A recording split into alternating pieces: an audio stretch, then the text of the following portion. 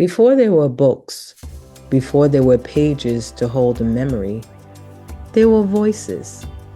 And those voices carried stories from one fire to another, from one generation to the next. What I share with you now is a story remembered, not owned. A story carried in spirit, retold in my voice for reflection. There was once a man who longed for strength, not just the strength of the body, but the kind of strength that could build a life, hold a name, and stand firm when the winds of the world began to shake. In his village, they spoke of a force, a presence called Ikenga.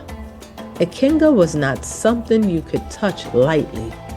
It was the spirit of a person's power, their will, their ability to rise, to achieve, to become. But Ikenga did not come to just anyone. It had to be awakened. It had to be honored. So the man went in search of it.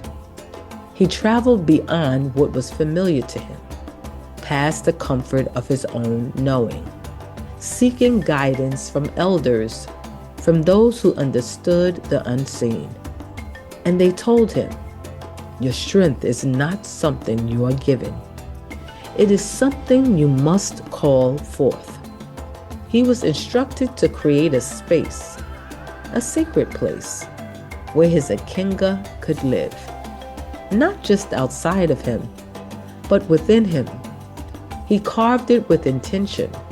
He shaped it with care, not because the object itself held power, but because he did. And then came the songs, not songs for entertainment, not songs for performance, but songs of calling, songs of alignment, songs that remind him of who he was meant to be. He sang when he was strong. He sang when he was uncertain.